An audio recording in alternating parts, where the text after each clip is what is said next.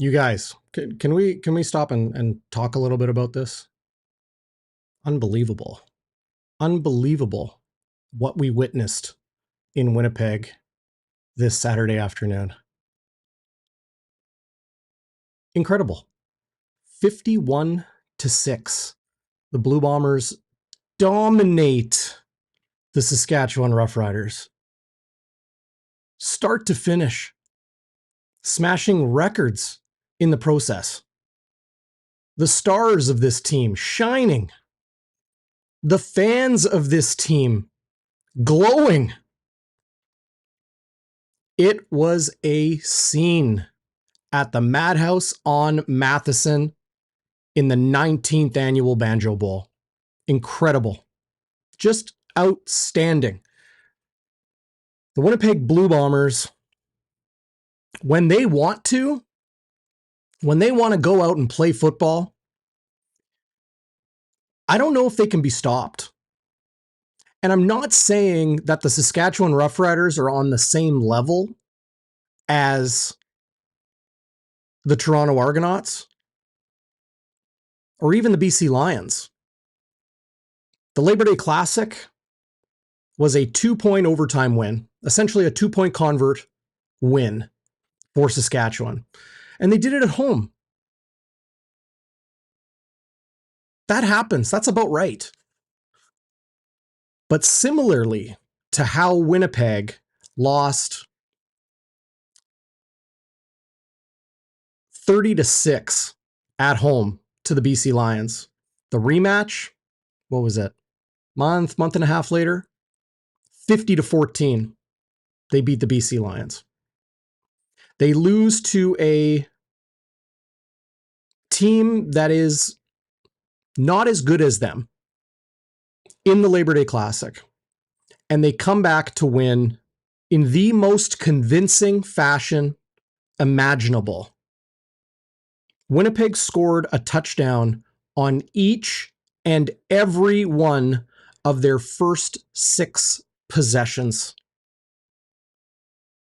Zach Schnitzer threw 5 touchdowns in the first half. I think he had 284 yards in the air. Brady Oliveira elevated himself into the most outstanding player conversation in the CFL. It's Chad Kelly. It's Matthew Betts. It's Willie Jefferson. It's Brady Oliveira. It's Zach Schnitzer.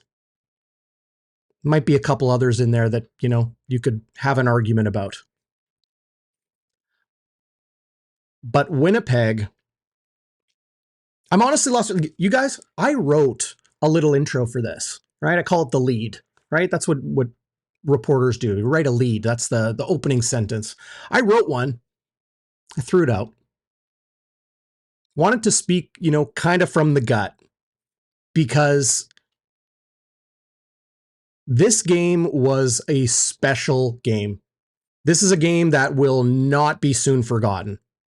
Incredible. Incredible. Bombers fans, you must be feeling so good right now. Redemption and revenge is often so sweet. And I'm sure it is today. Welcome inside Game Day After Dark. How is everybody? I kind of have a feeling I know how you're doing. Great to see everybody in the live chat. What's going on? Should I go through all the names? Great to see everybody. And if you're watching or listening to this afterwards, thanks for coming along. Appreciate you checking out Game Day After Dark and Winnipeg's postgame show here on Bonfire Sports. I'm really excited to get into the postgame tonight, okay? Because we are going to show you video highlights. I don't think you're going to get that anywhere else, okay? We are going to analyze what we saw. We are going to break down the numbers and show you the stats from the game. The man, Schnitzy, Zach Schnitzer, will join me, leaving his post in the stands at IG Field. Blue Bombers super fan, just one of my favorite people. He is going to join us in just a couple minutes as well. And you're all along with us. This is going to be great. People have been texting the Bonfire hotline, 204-816-TIPS, 816-8477. And my broken iPhone is turning on the light, the flashlight. Hey, it's live. Here we are. Great to see everybody. Where do you want to start? Gosh, where do you want to start? Let's break it down, and stick around because we're going to get into Walby's Warrior, and we'll make our picks for that. Want yours as well in the live chat. Westwood's wide to the right. The moment that things kind of maybe, didn't go so well. The Bonfire burning point. It's not that T whatever turning point. It's the Bonfire burning point and the moment where things turned in favor of the Winnipeg Blue Bombers. Opening kickoff, maybe. We'll give out our Happy Honker Award in homage to the late, great Cactus Jack Wells. Hand out our game balls and, thank our sponsors for joining us as well. We're going to talk about hearttohomemeals.ca, the Winnipeg Wolfpack, and the women's football program that they have here in the city, one of two, age 16 and up. We're going to get to some texts on the Bonfire hotline, 204-816-8477. That's 816-TIPS. Easy to remember. And I'll ask you guys right now, hit the thumbs up. Go ahead and do that right now and tell a friend. Share it on social media. Give someone a call. Text them the link. Whatever. Whether you're watching or you got the podcast going, send it to a pal.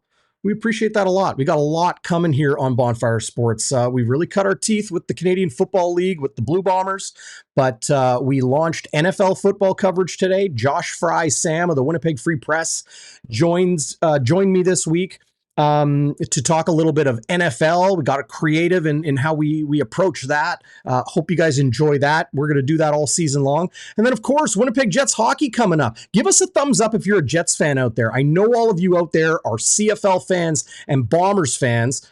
I've even had Rider fans text me this week telling me they were watching Game Day After Dark after the Labor Day Classic and that they liked the show. After that game, they won, but we talked a lot about Pete Robertson and the suspension and the headbutt. Well, not the suspension. It wasn't handed down till the next day, but we got into it all and they appreciated it. They enjoyed the show. So that is so great to hear. And again, great to see everybody out there. Thanks for joining us. We appreciate you so much here on the Bonfire. You're the Firestarters. You keep it burning. Okay. So Winnipeg's opening 6 possessions, all going for touchdowns. Joe Pascucci, who is a good friend of mine, outstanding broadcasting career here in Winnipeg with CKND and before it was Global Sports, all those old days with Darren Millard and the CKND Sports Line, I think it was called when I was a kid growing up looking at that. Anyway, Joe Pascucci, legend, now retired, but still working in archiving and that sort of thing, working at the Hockey Hall of Fame in Toronto, archiving for them. But the guy is an archivist and historian and journalist for Winnipeg sports. Like, he's the guy that has that clip of Milt Stegall catching a touchdown for the Cincinnati Bengals. Shout out Mitch. It's wearing the, did you see somebody wearing a Milt Stegall Cincinnati Bengals jersey at the Banjo Bowl today? That was Mitch. Might be seeing a little bit of him here on the Bonfire. But Joe Pascucci dug this beauty up. September 7th, 1984. The Blue Bombers, and these are the exact words of Joe Pascucci on Twitter, by the way. Give him a follow. I retweeted him, so you'll find it there. September 7th, 1984, the Blue Bombers, led by quarterback Tom Clements, scored 6 touchdowns on their first 6 possessions in a 65-25 blowout of the Ottawa Rough Riders on drives of 9, 2, 7, 3, 5, and 1 play, respectively. 6 for 6. Bombers scored their 42 points in 22 minutes, 54 seconds. Tonight, or this afternoon, on a beautiful day for football in Southern Manitoba, in a absolutely rockin' IG field, the Bombers scored 6 touchdowns on their first 6 possessions. CFL stats master Steve Daniel and Ed Tate of the Blue Bombers shared these numbers. First time since the CFL started charting drives and offensive possessions. was 2007. And since that time, no team in the entire CFL has scored touchdowns on its first 6 possessions of a game. The BC Lions in week 1 last year, I think they scored, I was reading a little bit about this, I think they scored 6 touchdowns in the first half, but they punted twice in that game. The Bombers didn't punt in this game until the final minute of the fourth quarter. We will look at the stats in just a second. Also from Ed Tate via Steve Daniels, Winnipeg tied the franchise mark for most points in a first half. Dominant, start to finish. Really like this number from Ted Wyman, because we're going to talk about Brady and Zach and the defense and Dalton Schoen, the hat trick of touchdowns, 3 straight. Part of those 6 straight touchdowns, 3 straight Dalton Schoen touchdowns. Schoen now has 25 touchdowns in his first 31 CFL games. And as Ted aptly points out, get your head around that historic pace. Well said, Ted. Well said. Ted Wyman of the Winnipeg Sun, of course. And you can find him on Twitter and in my Twitter as well, sharing some of his stuff. 25 TDs in 31 games for Dalton Schoen. Gracious. Truly. Winnipeg had 400 yards of offense in the first half as they went 6 for 6 on those touchdown drives. Unbelievable. Unbelievable performance for the Bombers. So the win today seals a playoff spot for Winnipeg. Toronto with a big dominant win over the Montreal Alouettes earlier on Saturday. They punched their ticket. The first team in the CFL to punch their ticket to the postseason. East is weaker. The Argos they're 9-1, right? They're 9-1 this season.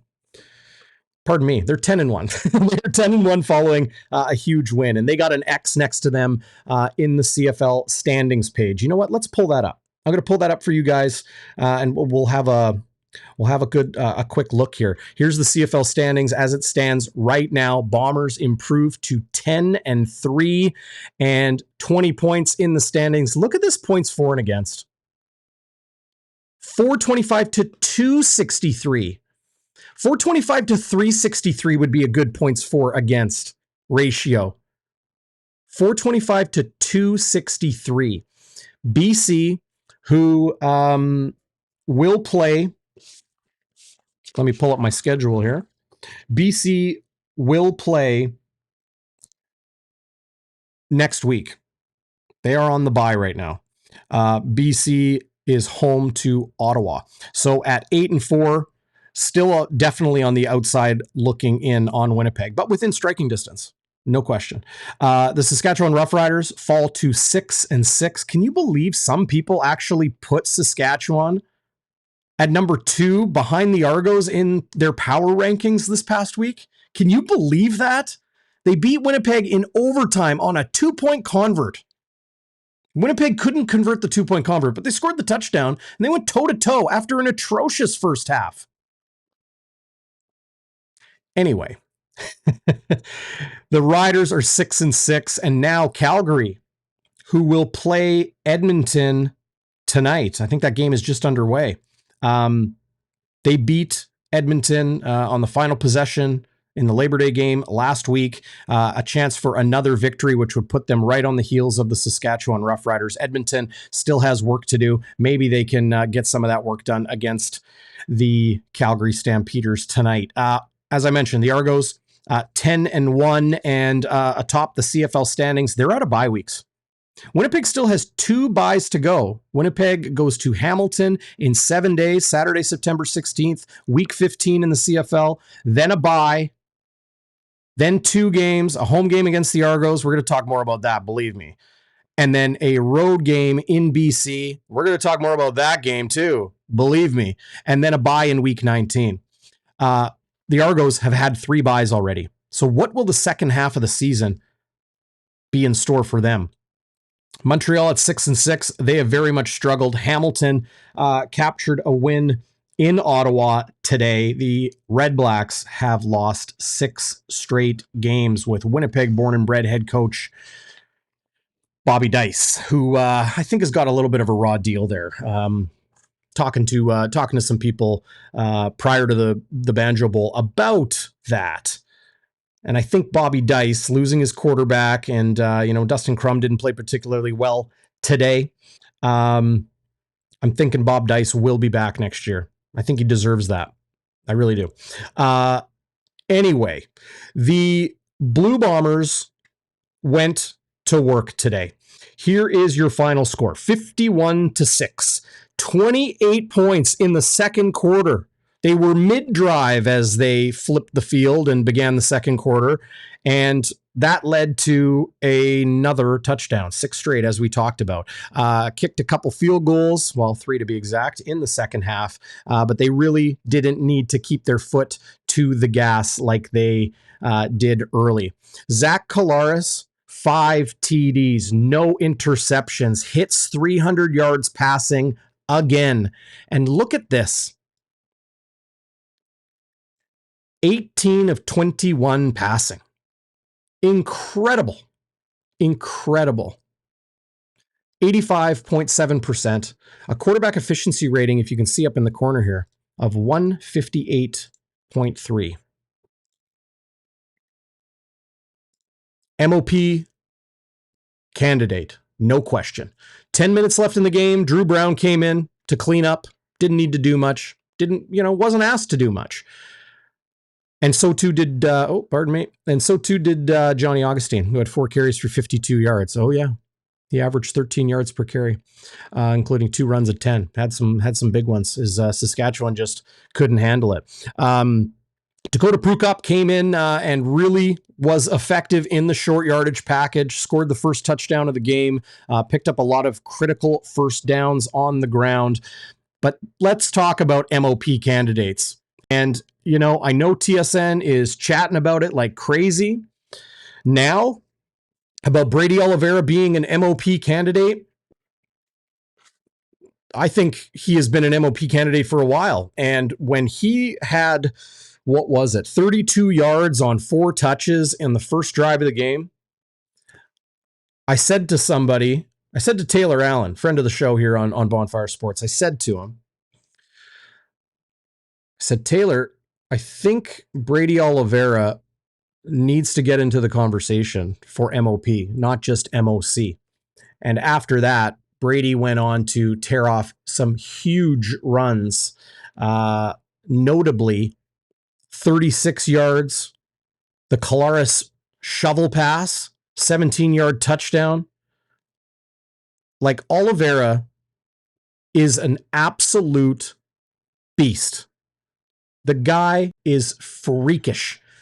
And I tweeted at the time, early in the first quarter, this is the beginning of CFL stardom for a born and bred Winnipegger and a guy that does incredible work off the field in his personal life, with charity work, with animals and humans. And then he goes to work and he's amongst the best players in the league as a young Canadian tailback. Incredible. Speaking of incredible, he's already giggling. Can you hear him? Let's bring him in. Schnitzy, Zach Schnitzer. And I apologize, guys. I apologize. I did not change that graphic. I'm embarrassed. Dude. I know. Up your game, buddy. Up your game, DB. Holy moly. What's going on, Schnitzy? How you feeling? You're looking pixelated. Is that from too many beverages in the madhouse this afternoon? I had too many beverages, yes, and I may still be somewhat affected by said beverages, Darrin. You're lying. But that doesn't mean that I'm hazy here. I know exactly what happened, and it was a good old-fashioned record-setting crap kicking. I'm not going to swear. You took me to task on the last game, but I'm wearing the chain. I wore the chain tonight. It was a good old-fashioned record-setting crap kicking 6 first possessions, 6 touchdowns, DB. Mhm. 5 off the arm of Zach Schnitzer, 1 off Prukop, which was the first touchdown, which may be my bonfire burning point. What a freaking game, buddy. Dominant. Every fan's dream, exacting sweet revenge. Give me some angry Zach Schnitzer any week in the CFL, and it will be a fun week. Loved every minute of it. Crowd was absolutely Weren't they? slathering. Weren't they? Oh my god. That place was electric. I can't imagine what it was like in the Oh my stands. From god. my perch in the press box, it was like shaking at times.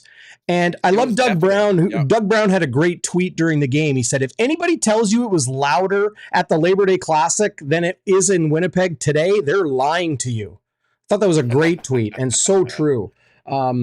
Unbelievable. Unbelievable. Yeah, it was what a special place. It was a special place, isn't it? Yeah, it was truly the madhouse on Matheson. Indeed.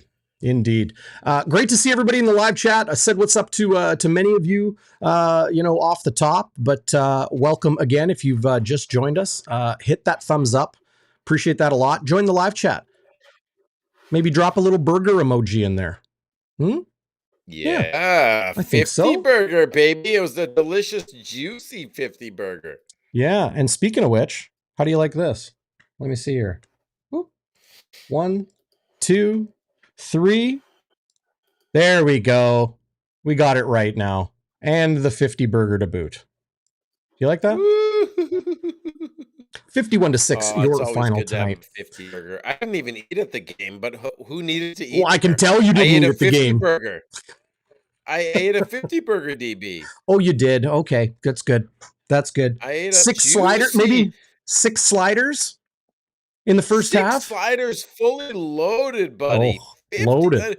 Listen, DB, it was almost a 50 burger in the freaking first half, buddy. Mm-hmm. Have you 42 ever, points. They set a CFL record, right? According to Steve Daniel. 42 points. He's been charting plays. He's never seen the first 6 drives, 6 touchdowns. It's crazy. That's right. And I touched on that right off the top. The other one, this bears repeating, and I'll because you're joining me now. I'm a little upset that you weren't listening to the show in the car. Anyway. Yeah, sorry, buddy. I was talking to Joe Pascucci, the legendary Joe Pascucci. September 7th, 1984, the Bombers, led by quarterback Tom Clements, scored 6 touchdowns on their first 6 possessions in a 65-25 beatdown of the Ottawa Rough Riders. 6 drives. These were the plays. 9 plays, 2 plays, 7 plays, 3 plays, 5 plays, 1 play. Bombers scored 42 points in 22 minutes, 54 seconds. Wow. 1984. And no CFL team has done it at least since 2007, as you just mentioned. I don't know how old you were in 84, but I was 1 year old, a ripe 1 year. How many years? 84. I was born in 83, so I don't know. But I don't know how old you were in 83. 1 year old. 1 year old. You know what? Take your stickler mentality and shove it. See you in Hamilton. I won't say 108 there next to my finger. I'll be in Hamilton. It'll say 110. Canvassing my wife right now, Darren. Use your powers of persuasion. Have her call me. Yeah, I will. I should bring some. I should bring some donuts over, right? Ooh, yeah, bronuts. Yeah. No, not bronuts for your wife. I gotta get some donuts. Donuts. By the way, donuts. I go to you on every special occasion. Text the hotline. Give me a call. 204-816-TIPS. 816-8477. Why are they not a sponsor? Yeah. Maybe you want to sponsor. I think you guys would make a beautiful Jets donut for the beginning of the season. We'll get people to go to some of your locations, all of your locations here in Winnipeg, and have one of those. So why don't you give us a call? We'll make something happen. What do you think of that? Yeah, I love it, buddy. Donuts is phenomenal. You actually introduced me to the savory donuts. I did. Like that lox and cream cheese one, Oh which yeah. every Jewish person should have. It's part of your DNA, lox and cream cheese. But I've a been donut, learning. that I've was been learning the incredible. ways of the tribe, as I'm told. They're referred. The ways of the tribe. We were eating lox and cream cheese, donuts when we were, escaping the Egyptians in the Sinai Desert for 40 years. That's what the manna was. It was lox and cream cheese, donuts, buddy. It sustained Oh. us over 40 years of wandering. I want to get Anyway. to the football. Okay. Enough about the Yeah, let's donuts, do but it. I will help you convince I will help you convince your beautiful wife to get you to go to Grey Cup 110 in Hamilton this year. Bonfire Sports, we're going to be Yeah. there no matter what. We're going to be there. But Jets, Bombers, NFL, CFL, we got you covered top to bottom here on the Bonfire. And if you haven't yet, go check out that NFL video once the show's over here. Or maybe check it out tomorrow when you're setting your fantasy lineup or you're getting ready for the noon slate of games in NFL Week 1. We are going to have NFL coverage here on the channel all season long. I want to talk about the Bombers defense, because I've really been hammering on the offense. You and I have as well. But prior to you joining, talking about Collaros, the 6 straight touchdowns, Brady Oliveira being an MOP candidate and an absolute star. Dalton Schoen, 3 touchdowns on 3 straight drives, a beautiful hat trick. He's got 25 TDs in 31 career CFL games. The offense, we know what's happening. It was working tonight. And last thing I'll say, Zach Collaros asked Jeff Hamilton after the Labor Day Classic, are we prolific? Because Jeff asked, how do you account for these slow starts in a prolific offense? He's like, are we prolific? And during the second quarter, I tweeted Jeff, quote, are we prolific? End quote. Oh, yes, they are prolific on offense. Nice. But I want to talk about the defense, Zach, because I think they're getting overlooked in the storyline of this game.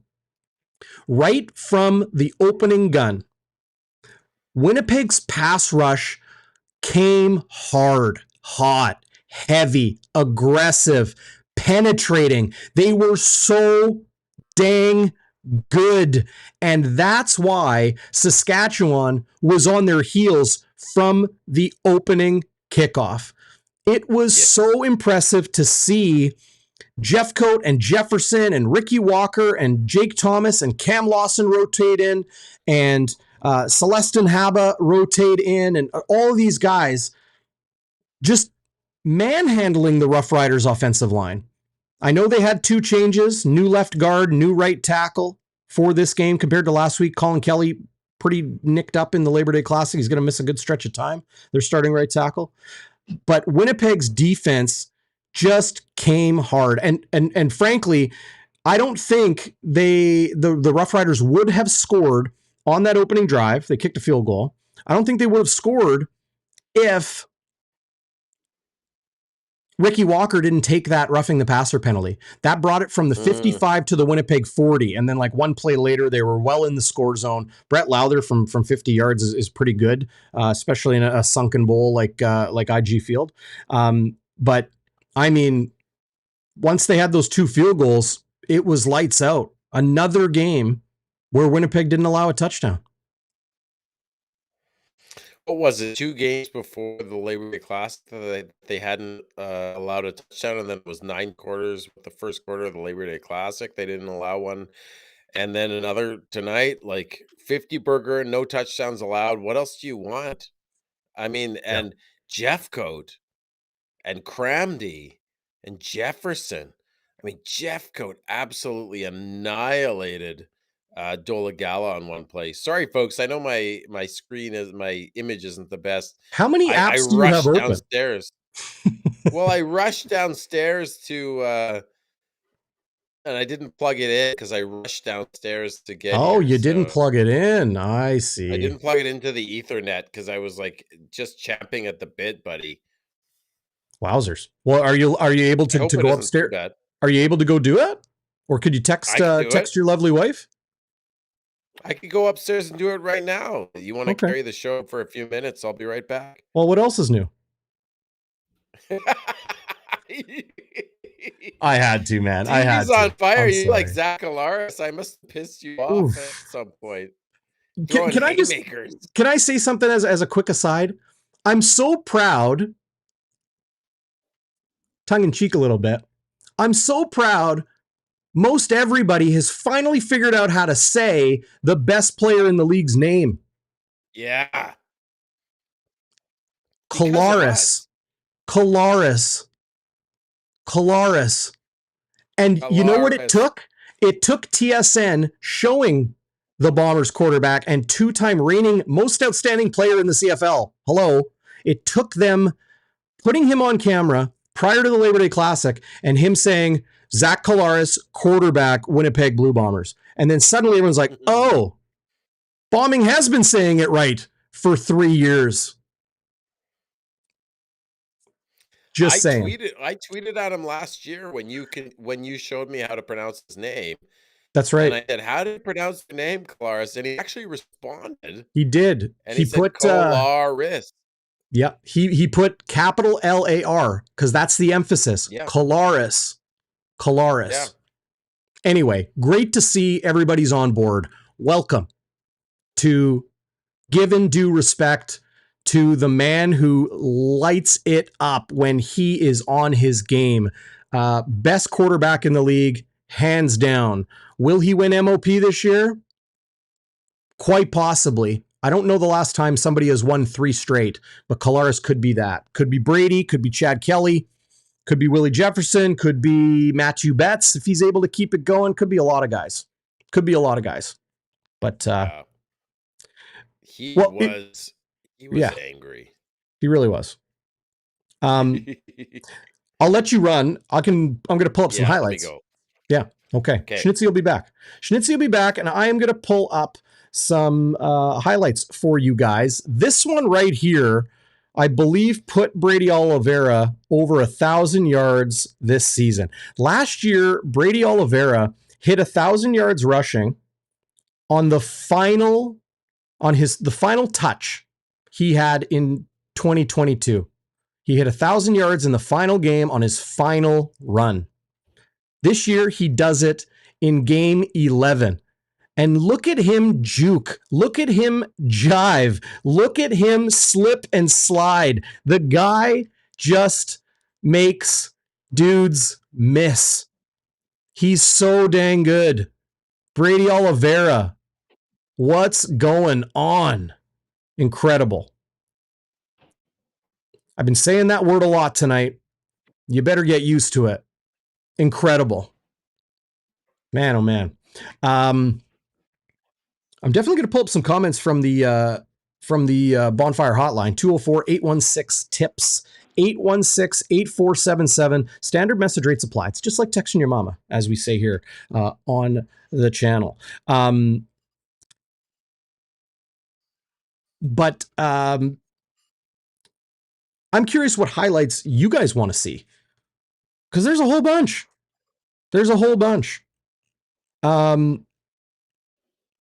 You know what? Let's just scroll through it. I think that'll be easy.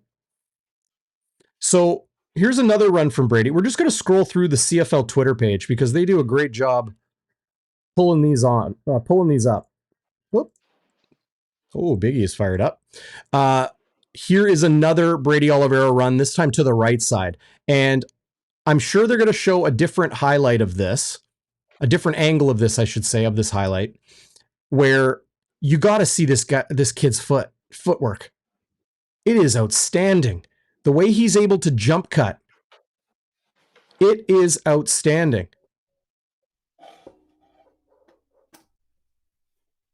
And to break through those tackles, those arm tackles at his legs, to keep it moving. And no kidding, Big Hill is fired up because he knows just how hard Brady Oliveira is running. This here, look at the pressure on Zach Kolaris, and he so headily shovels it to Oliveira for the touchdown. The pressure coming on Zach Kolaris was unbelievable. He's stepping up in the pocket right here. and sees Brady. He's already got the ball out as he's getting hit. Unbelievable. Unbelievable. I got to see it again. Look at this. The pressure closing in on the quarterback. And Brady able to find a spot where his quarterback could find him. If you watch Brady right before this point, watch Brady, don't watch Zach. So Brady is just about to chip Micah Johnson here, number 4. Chip means just kind of throw your shoulder into him a little bit. Obviously, Stanley Bryant is taking him on one-on-one, but he just chips him a little bit. And instead of running downfield, he sees the pressure coming on Zach. Here's Lanier on the left on Hardrick. Here's Micah Johnson on the right on Stanley Bryant. The pressure is coming. Lanier is nearly free. Look at the positioning he's got on Jamarcus Hardrick. And what does Brady do? He says, I'm right here. I'm right here, QB. And Kolaris, who right now is obviously behind Micah Johnson and Stanley Bryant, sees him. There's the ball. And just a great shovel pass as Kolaris is getting taken down by Anthony Lanier. Touchdown, Winnipeg, and the route continued. Here's some numbers. In the first quarter, Brady Oliveira had 113 yards and a touchdown. Incredible. Incredible. How about this one, Zach, now that you're back? This was the play that needed video review. The command center stepped in and ruled it a touchdown instead of being down at the 1. But what impressed me the most here was Lawler and that move, and then the drive to reach for the end zone. It happened so quick, okay?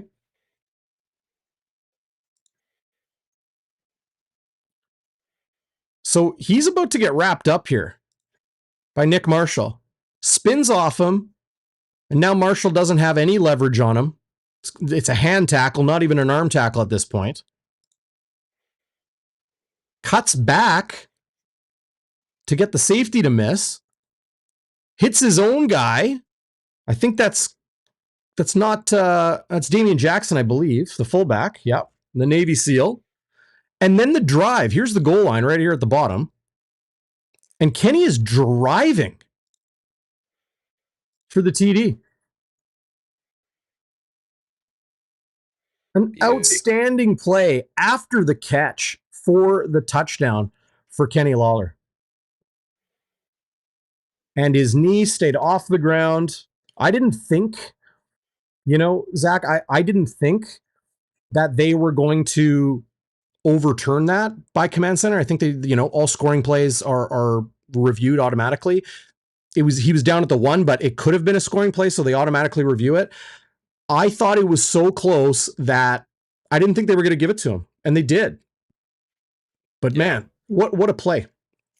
Lawler came to play, Schoen came to play, Brady, Zach, the O-line, unbelievable. Incredible. Insane. Yeah. It was like Madden. It was like watching Madden. It was like watching a guy who's or gal who's just a Madden champ just playing. Just running up the score. I think everyone in the stadium knew it was a touchdown because you could see his knee wasn't down. But they went to review. Big deal. Hey, do me a favor, Zach. Turn off your Wi-Fi.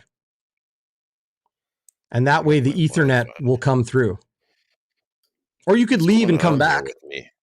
Oh, your sound. What's going on with me here? See, your audio just got so much better. Give a thumbs up in the YouTube video right now if you appreciate Zach's new sexy audio. Ooh, baby. What was your favorite moment of this game, Zach? Hit the live chat right now, everybody. I want to know your favorite moment of this game.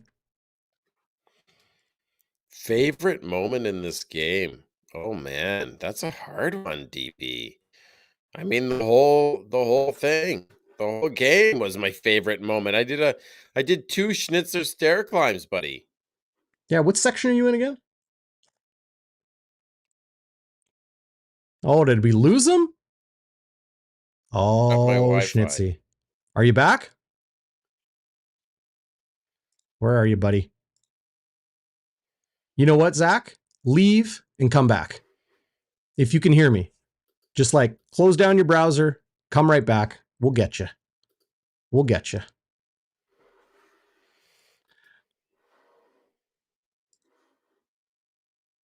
Schnitzy, I hope you can hear me, buddy. If you can, just refresh your browser. We'll get you back. Because you're pretty pixelated. I don't hear any audio. Try talking. See if we can hear you. See, I see you blinking. I guess you can't hear me, hey? Anyway, that's too bad. We will get Schnitzy back, I promise. Love this comment from Bingo Bango. Jeff Coates' play was was my favorite moment, says Bingo Bango. No doubt. Was this the shovel, Peter D? Peter D says favorite was the Oliveira touchdown catch. Great moment. Great moment. Hey, buddy. I turned off my Wi-Fi and I disappeared. What happened? You are clearer and you sound better. Love it. Give the thumbs up in the YouTube video right now. We appreciate it a lot. It helps support the channel, gets us in that algorithm and all that stuff. Go ahead and do that. And if you haven't subscribed, consider subscribing. We got Jets coverage, we got NFL coverage, we got tons of Bombers and CFL coverage here on the channel, and I'm really excited about the hockey coverage we're about to launch. Working to bring in some pretty awesome people to join me on the channel. Good to see Streveler back in the peg. Darrin, did you get an autograph from him or what? Did you go and see him? No, I didn't get an autograph. No. I didn't either. I met him at the Grey Cup social in 2019, and yeah, great guy. Yeah. Kim Sawchuk. What's going on, Kim? I haven't seen you in the live chat before. Welcome. Unstoppable. Brady Oliveira plowing through the green. Love the way you wrote that, Kim. Well done. Awesome. It's unbelievable how good Brady Oliveira has become. He's elevated his game to a level that is just out of this world. Atmospheric, and I did a poll on Twitter or whatever they call it, and Oh, I'm just interacting with Paul Audette here. Wonder when hockey coverage starts on Bonfire. Soon, very soon. I did a poll to ask fans who the MOP of the Bombers was, and overwhelmingly they picked Oliveira over Zach Collaros, which surprised me a little bit. Wow, what do you think of that? Then tonight, you see Zach throw 16 of 17 for 285 and 5 touchdowns in the first half. But you also see Brady Oliveira end up with 211 yards of offense and a touchdown. Yeah. Who's the MOP? Maybe it is Brady. Maybe.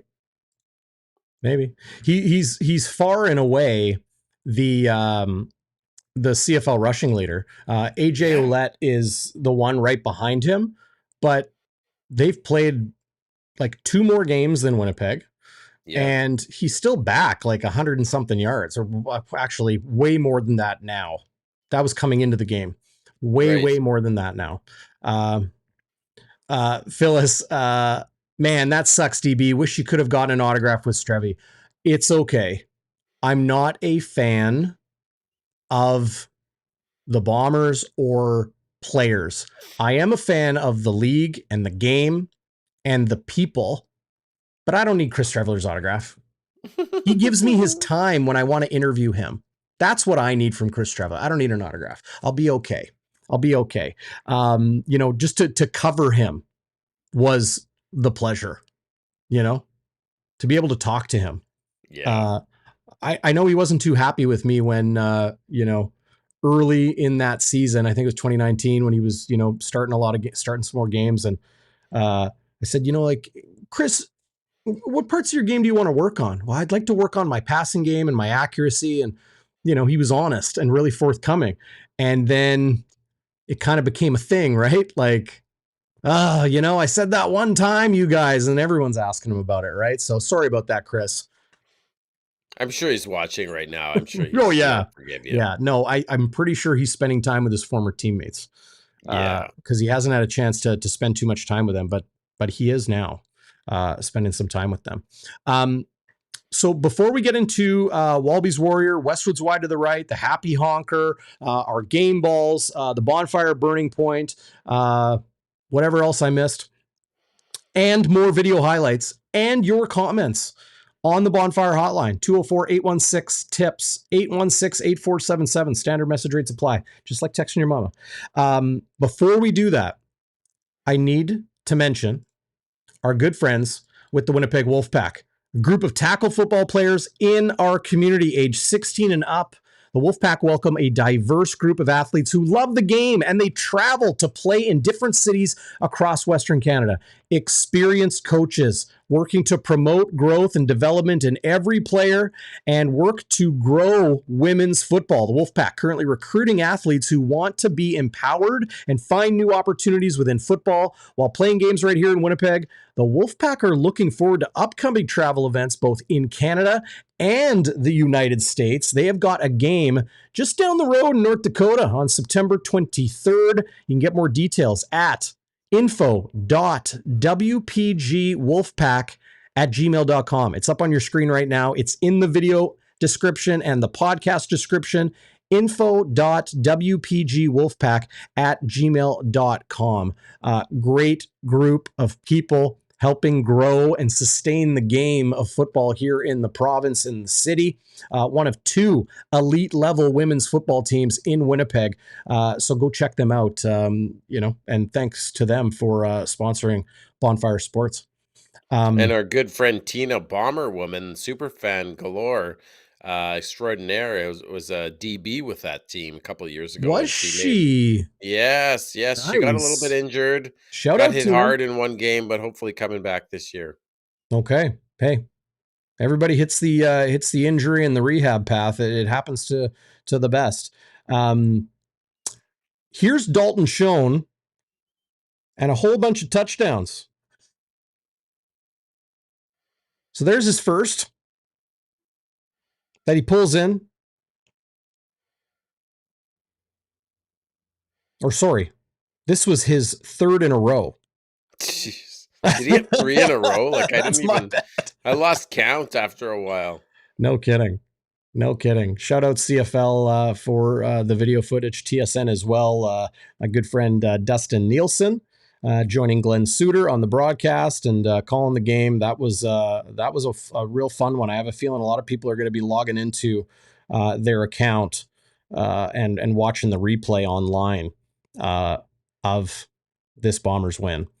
Especially given it was over Nick Marshall who picked us off last game. That's beauty. Right. Yeah. Here's another Kenny Lawler catch. Oh, yeah. At this point. Oh, yeah. I remember that. Yeah. At this point, the route was fully on. But a great catch by Kenny here on a nice shuffle step and just using speed to separate from Nick Marshall and pull that one in. Kolaris was so on the money tonight. He was just, the accuracy was there. Yeah, he was insane. Like in the first half, DB, he missed one pass. I mean, compare that to last week at Labor Day, where he didn't complete a pass till the second quarter. In this game, in the first half, he was 16 of 17 for 285 and 5 touchdowns. As Dustin Nielsen likes to say, what is happening here? What is happening? Judy Owen, outstanding reporter, 30 plus years here in Winnipeg, sports reporter, writing for the Canadian Press. My good friend, my buddy, my press box buddy, in the Jets press box and the Bombers press box. She mentioned to me, she's like, Kolaris' first incompletion in the second quarter, that was after going 9 for 9 for 109 yards. And Brady had already, a whole whack of combined yards, at least 50 through the air of that 109. and 63 on the ground. He had 63 on the ground, 50 in the air in the first quarter. Unbelievable. Yeah, 3 it was catches for 50 crazy. yards in the first quarter. Yeah. I wonder what the Riders were thinking when the game was just getting away from them so early, and that, like, what do you do? What do you do? What do you do? Oh man, it was awesome. So we looked at Awesome. the rush yards right before you joined us, Zach. But like, look at Brady, 154 Yeah. on the ground, 5 runs of 10 plus yards, a large, as you like to call it, of 36, 8.6 yards per carry. Okay, That's crazy. Lots of guys got touches today. Schoen and Bailey and Brown and Kolaris took off early. Yes, the Kolaris run was crazy. Did you notice too that he hook slides? The Riders handle it perfectly. They don't, they all let up. And then the defender, number 24. I want to know who that is. Give me 1 second. Number 24 was the defender that got there, and he leaps over. Oh, yes, it was Williams. Deontay Williams. Yes. I got my program here, buddy. Well, there you go. I'm looking at the digital version here. So Deontay Williams leaps at the end of Kolaris's hook slide, which is safe. And of course, as he leaps over Kolaris naturally kind of like pops up at the end of like that baseball slide, right? Where you slide on your hip and then you kind of put your feet in the ground and you pop up. Well, of course, Deontay Williams, trying to be safe and doing the right thing, ends up kind of bumping Zach Kolaris in the helmet. Just more ridiculous coincidence than anything, but I did notice that. Dalton Schoen, only 5 catches tonight, Zach, but caught all 5 targets, 104 yards, 3 TDs, all in a row on consecutive drives, 1 second down conversion, only 8 yak yards because he was either hit in the end zone or real close to the end zone. He is such a deep threat. Yeah. Kenny Lawler, 4 catches on 7 targets for 104 yards, had that 1 drop. I know he would definitely want back. There's Oliveira's 4 catches on 4 targets for 57 yards. Just a monster day for the young Winnipegger. Rasheed Bailey, 9.7 yards per catch, but still is that wide receiver screen to the flats, to the the kind of the quick outs, that sort of thing. It's almost like the run game, the way they use Nick Dembski, who, by the way, only had 1 catch for 8 yards. 8 yards, yeah. How about that? He was huge last week, but that's how multiple the offense is, right? Like, if you're but taking away Nick Dembski, we'll throw it to Dalton Schoen, we'll throw it to Kenny Lawler, we'll throw it to Brady Oliveira, we'll throw it to Rasheed Bailey. That's how it works. When a guy is so dangerous, the other team will focus on him. And it's almost like 6 of one, half dozen the other, right? Like, who you going to guard? Who you going to try to limit? Yeah. Well, maybe they tried to limit Nick Dembski, and Dalton Schoen brought his knife and fork and ate. And Kenny Lawler brought his big spoon and he ate. So, pick your poison, as they say. No knock on Nick Dembski, not in any way, shape, or form. No. But Kolaris went to the other ways and clearly made the right decisions with how effective Winnipeg's offense was. Saskatchewan's offense, do you even want to look at it? Jake Dolegala went 71.5%, 15 to 21 passing for 113 yards, no TDs, obviously, no interceptions. Shea Patterson came in late in relief, went 3 of 3 for 26 yards. Jamal Morrow led the way on the ground with 7 carries, 36 yards. Thomas Bertrand Dudon led the way with 41 yards on 5 carries. Kean Schaefer-Baker and Samuel Emelis were the leading receivers for the Rough Riders with 37 and 41 yards respectively.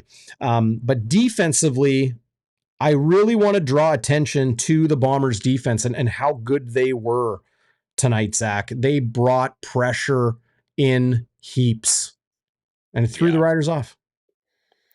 I thought Jeffcoat had a phenomenal game. I just kept noticing him jump off the page, and he just put a licking on Dolegala on one play.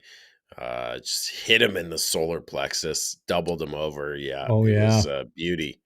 That was an incredible pass rush, too. I think it was the second snap, right? Second snap of the game? It was early on. Yeah. Yeah.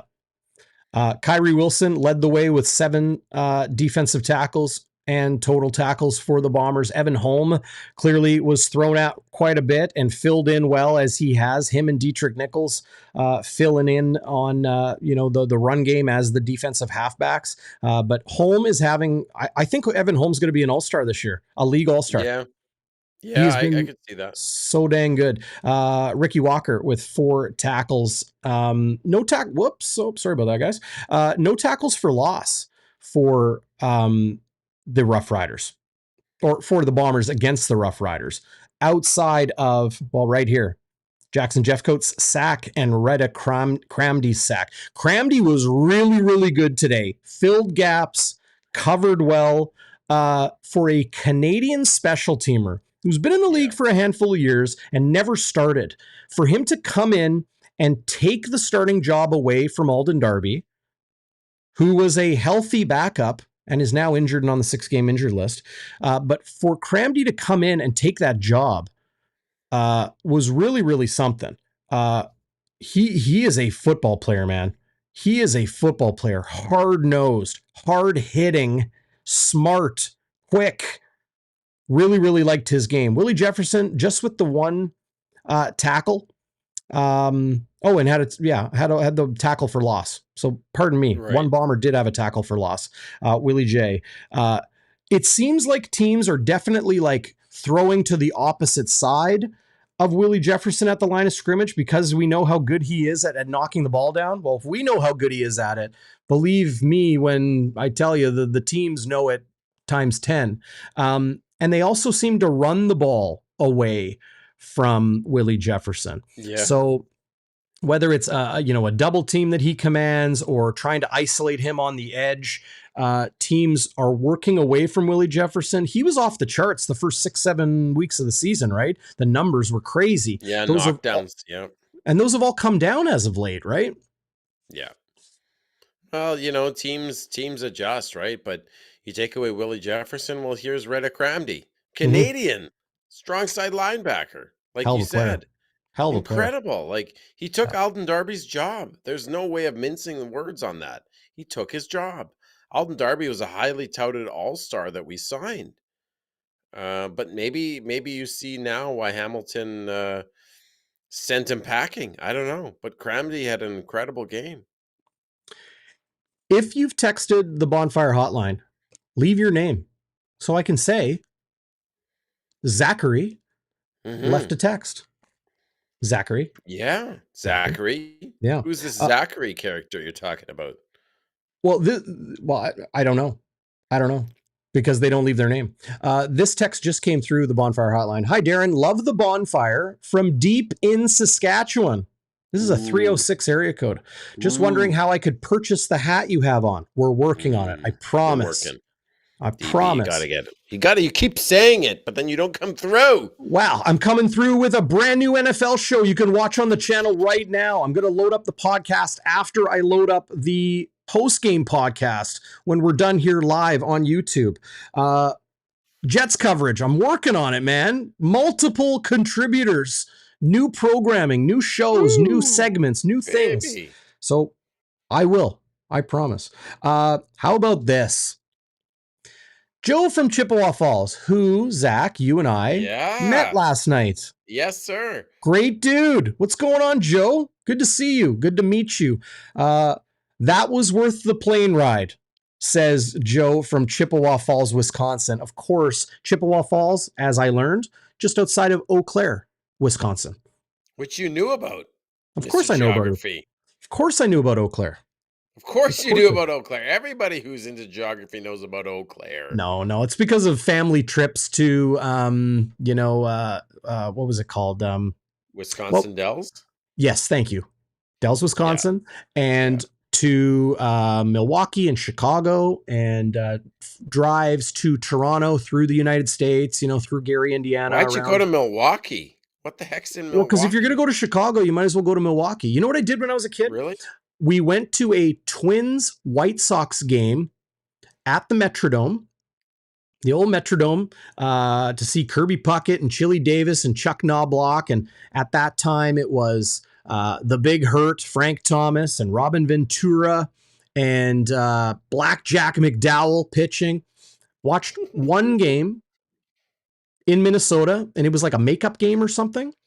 Left the next day, went to Milwaukee, got to see Ricky Henderson and Mark McGuire and the Athletics play Robin Yount, still playing for the Milwaukee Brewers at the old Milwaukee County Stadium, when Billy Brewer, their mascot, when I think Robin Yount hit a home run. Man, that's a throwback.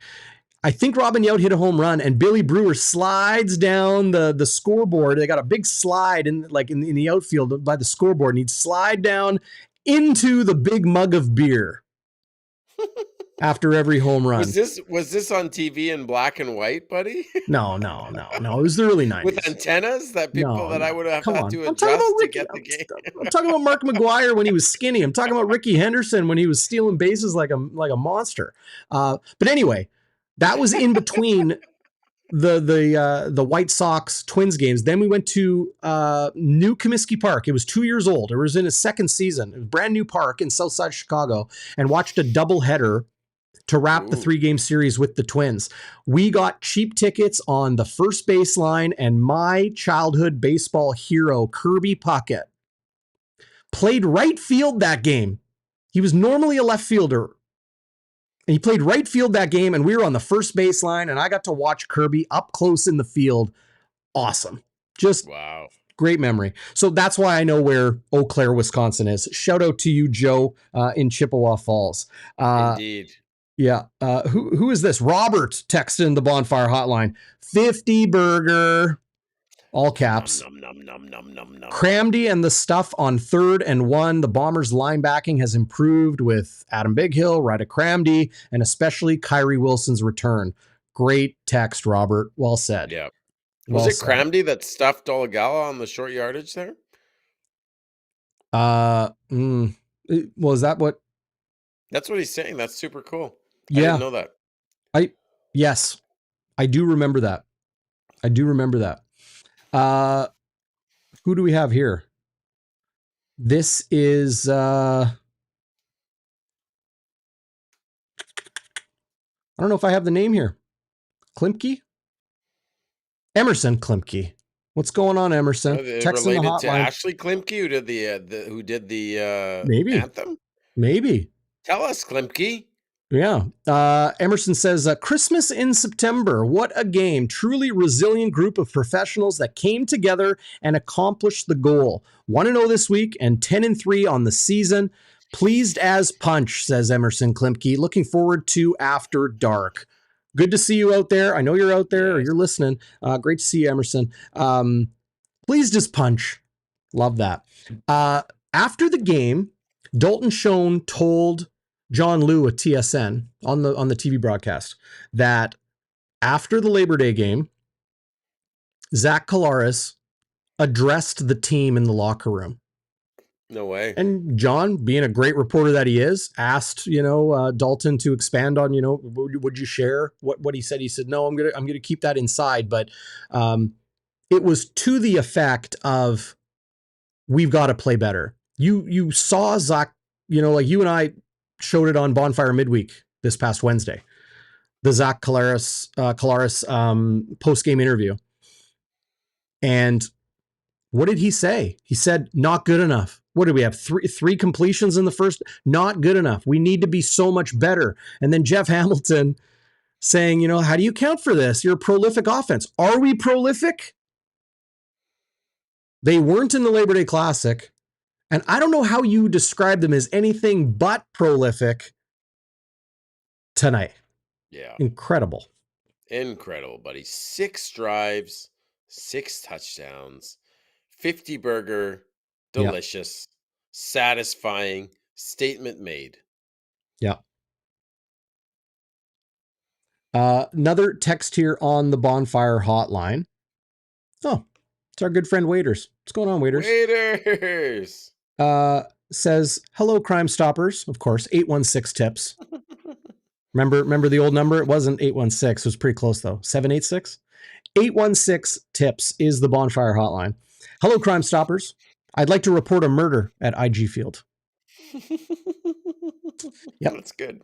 Yep. I like Great to these see. texts. Great to read some of those texts on the Bonfire hotline, and I want to shout out two people. Well, like there was so many people I met and re-met at the Banjo Bowl Prairie Rivalry Banjo Bowl Bash for charity last night. All the proceeds went to cancer care, which is awesome.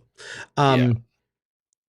But two people I met really resonated with me, and it was John and Nikki, who I'd never met before. And the way their faces were lit up, they're like, it's DB right here. And humbly, okay? Humbly, it was such a cool experience to meet people who watch every week. And for them to say, like, you're in our house twice a week. You know, they probably watch pregame, postgame, right? Or maybe they watch midweek and postgame or midweek and pregame. But they said twice a week. That's awesome. To meet people like that and say, you're in our house every week and I feel like I know you. Like that was such a heartwarming thing. So big shout out to John and Nikki and all your friends. Great to meet you guys at the bash last night. The Firestarters are amazing. You guys are amazing. Thank you. Yeah, just incredible people. And Rough Rider fans reaching out saying they enjoy the show. That makes it Rough Rider fans. What? Yes. That makes it worth it for me, man. I don't know about that's you, cool. but just to hear people talk about how much they enjoy the show, that's great. We enjoy you. Thank you for coming We along. certainly do, and certainly if you didn't come to the bash last night, come next year. It's a good time. It's All a right. very good time. Let's fire it up, Zach. Walby's Warrior. Who went to war tonight? Who you giving it to? I'm going to give it to who I usually give it to, although I sort of veered from it last week. But it's Brady Oliveira. Just the way he runs, he's the hammer, and all the defenders are nails.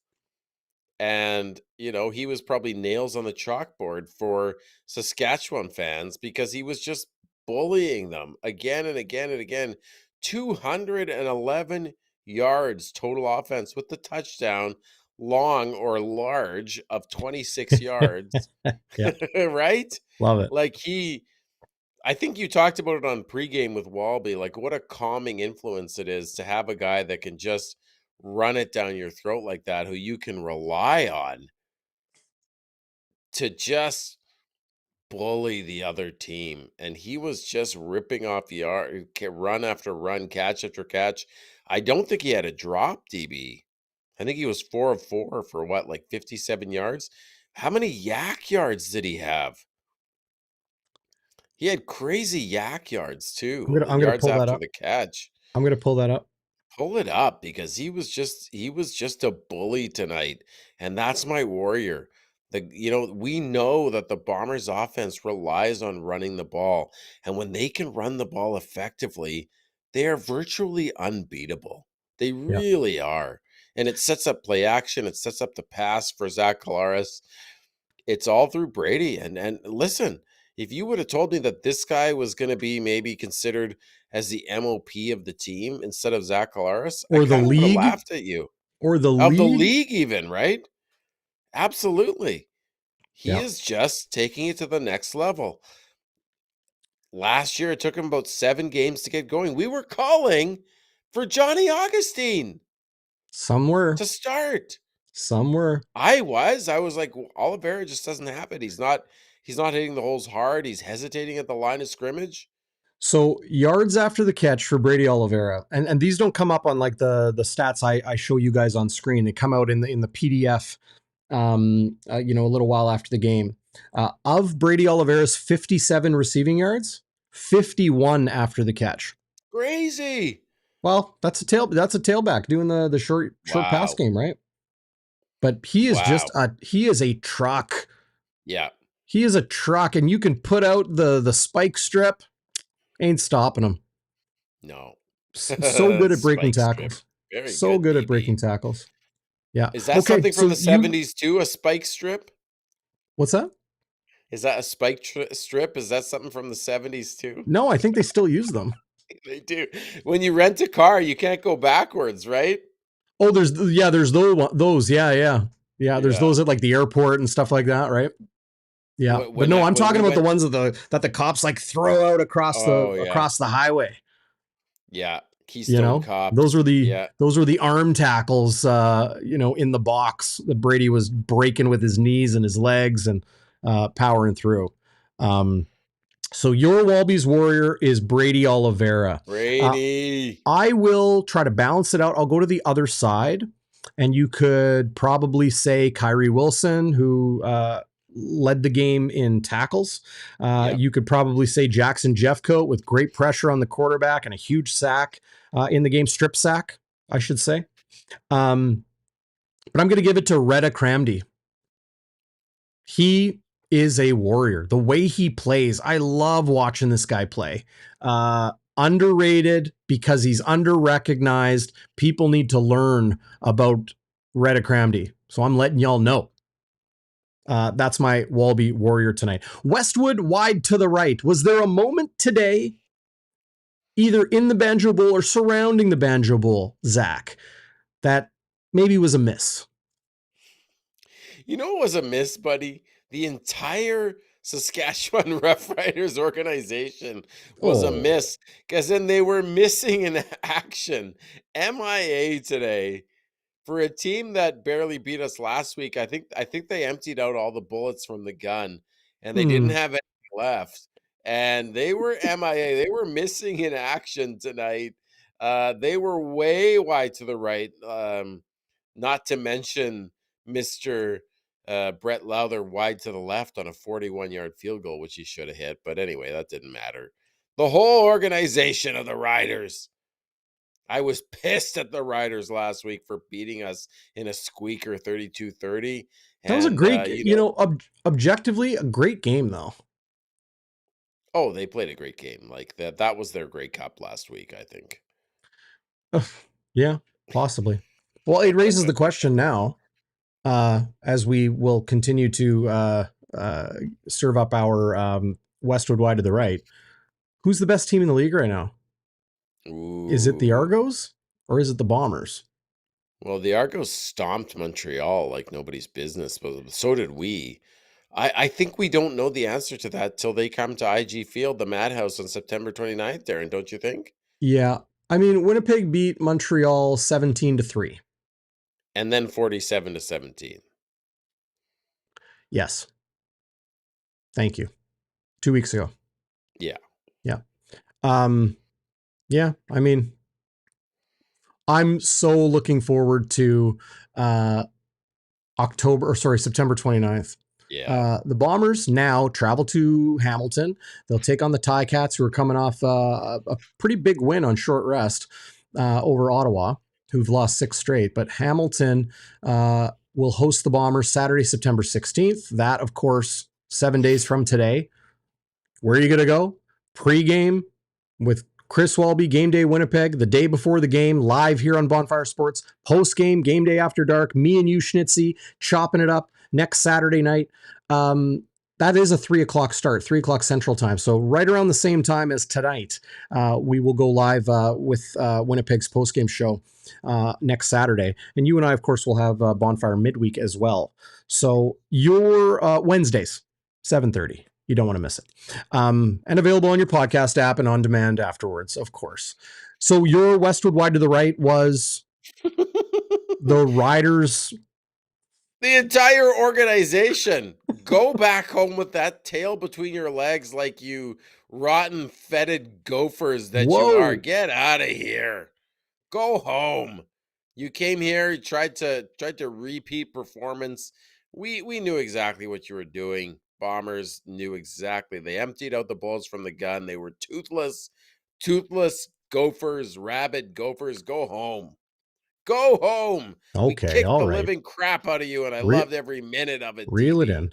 Reel it in. Reel it in. Okay, You know what? fine. As you were chewing up the Argo or the Riders there, people were hitting the thumbs up. So look, I see well over 100 of you, like well over 100 of you watching live right now. And only 85 people have given the thumbs up. So let's get that over 100. Come on. it's easy. Right below the video, just give the thumbs up. And if you're not able to, it's because you don't have like a Gmail address or you don't have a Google account. Like Google has all your info already. Just sign up for a Gmail. You'll be able to log in to YouTube. You can subscribe to Bonfire Sports and all the great sports programming here in Winnipeg on YouTube and on the social medias and on podcast. But then when you do that, you just open YouTube and boom, it's right there. It's there for you. You can even ring the bell and get alerted when we go live. NFL coverage, NHL coverage, CFL and Blue Bombers coverage all the way through the Grey Cup, whether the Bombers are there or not. And I have a good feeling they're going to be there this year. But no matter what, we will be at the Grey Cup in Hamilton this coming November. I mean, DB, is it going to be anything other than an Argos Bombers rematch at this point? Unless there's a huge upset, upset, because I don't see it. Like the Argos clobbered the Alouettes today. Yeah. And of course that game's in Toronto, but Winnipeg clobbered Saskatchewan, has clobbered BC, of course got clobbered by BC. We're really going to find out if BC is a team to reckon with, Winnipeg, when they play in BC, in Vancouver, on Friday, October 6th. So I mentioned the Hamilton game in a week. Then the Bombers enter the bye in CFL Week 16. Week 17, Bombers come out of the bye and host the Argos Friday, September 29th. Buckle up. Buckle up. Likely Grey Cup preview. Then they go to BC the next week, lick their wounds, and then enter the Lions' Den Friday, October 6th. So 2 Friday night games, Friday night football. The schedule makers got it right. Bombers host Argos on the 29th. Bombers visit Lions on October 6th. Man, I can't wait for games in a row, for those 2 games that are going to be crazy. And the Bombers have their bye weeks sandwiched in between or on the outside of those games, sandwiched by bye weeks. That's what I'm trying to say. But we've got 2 more bye weeks and the Argos have none, so it'll be interesting to see what kind of shape they're in by the 29th. Yeah. And BC's taking their second bye week right now. Right. So they're going to go 1, 2, 3 straight games, then face Winnipeg. Yeah. It's too bad we don't play in Toronto, though, because that would be a good measuring stick as well. I agree. Bombers have never played well at BMO, have they? No. I'd love to go to BMO. It looks like a nice field, actually. It is. Have you been there? Yes. I've been there for like a soccer game. Yeah. Football. Been there for a Grey Cup CFL game. It's very nice. It's small, but intimate. I like it a lot. I like it more than Tim Hortons field. Do you? Yep. Kind of like me, small but intimate. Yeah. Yeah, there you go. Fraser Randall. What's going on, Fraser? Good to see you, man. Big Hill seemed to always be in the right place at the right time. Yeah, I agree.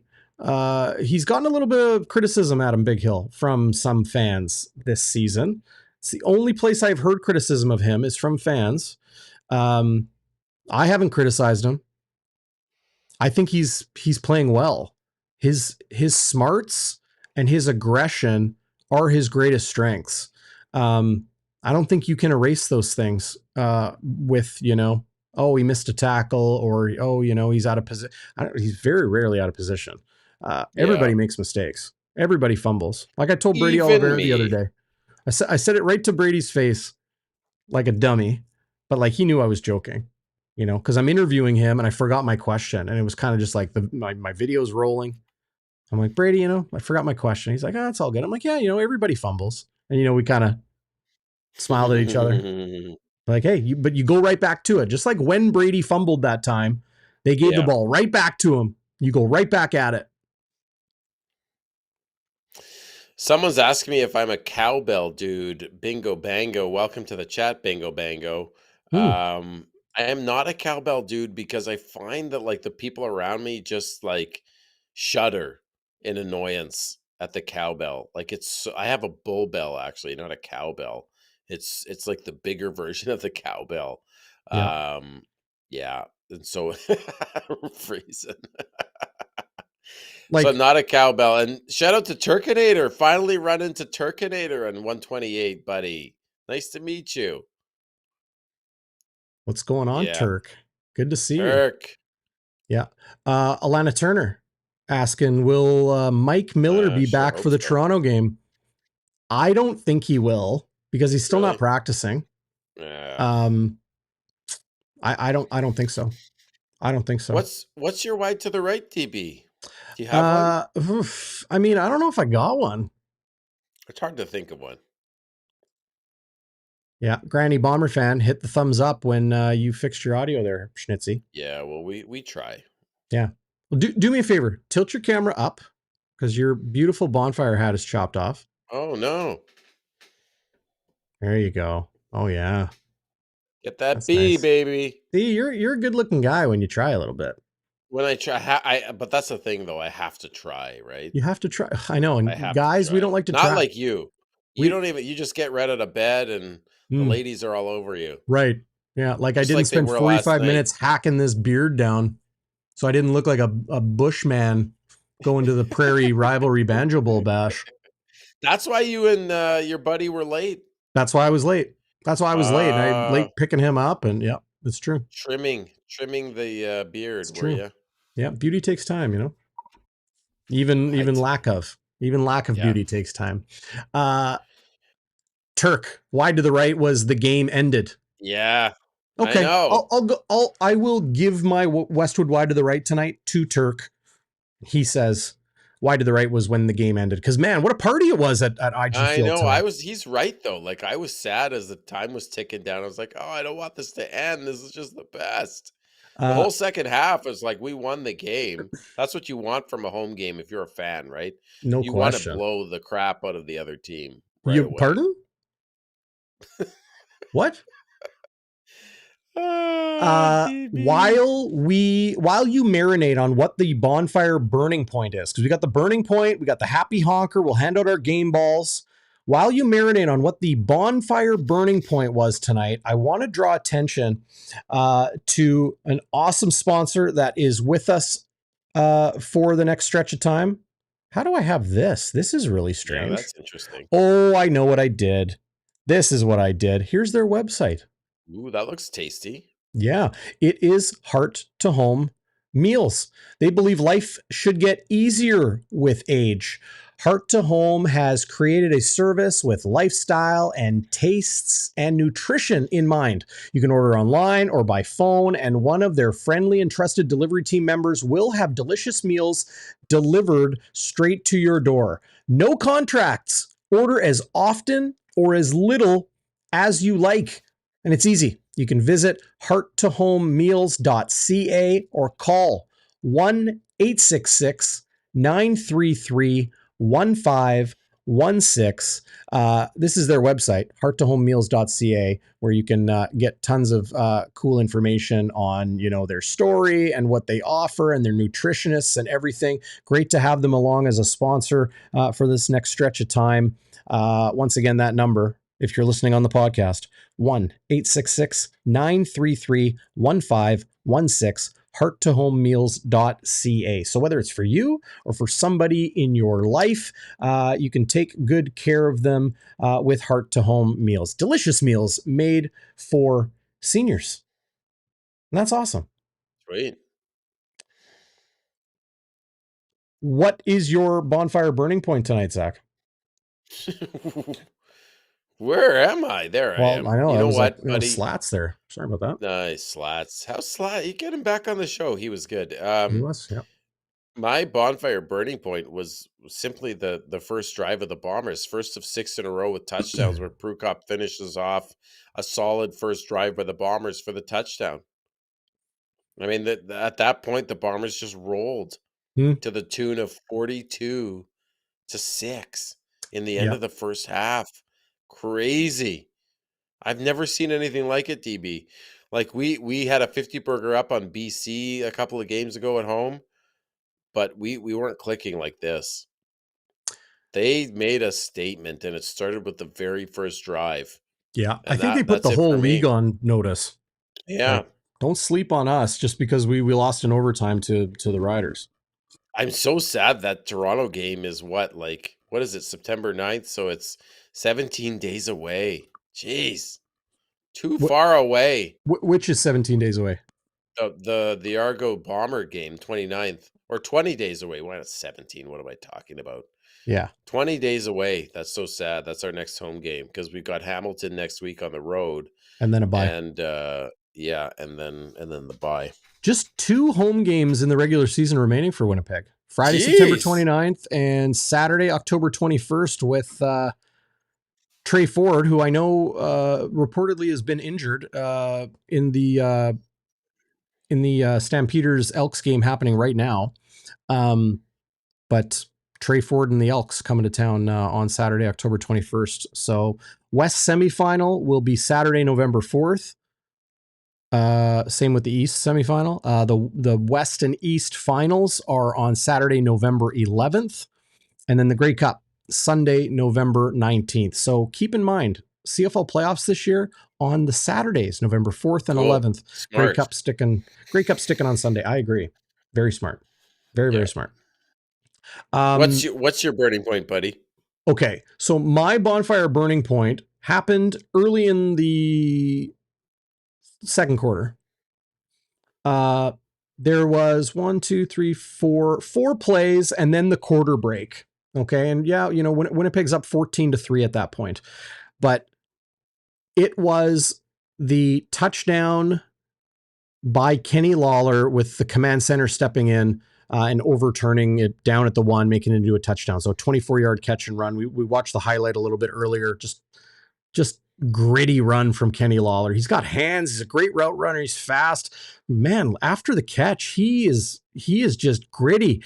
A great competitor, Zach Schnitzer described him as this week. Said he loves playing with Kenny because he's a great competitor. And he showed it on that touchdown.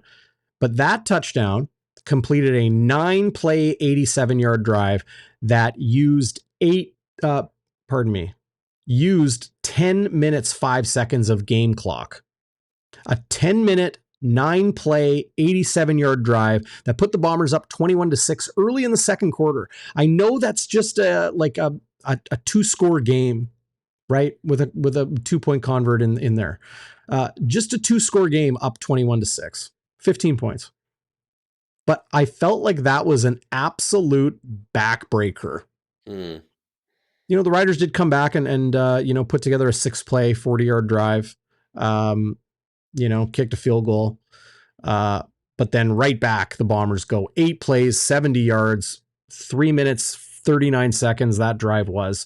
But it was that 10-minute drive and Winnipeg's 3rd straight touchdown to start the game and a long drive. That was my bonfire burning point. Nice. I think it was locked in at that point. DB. Well said.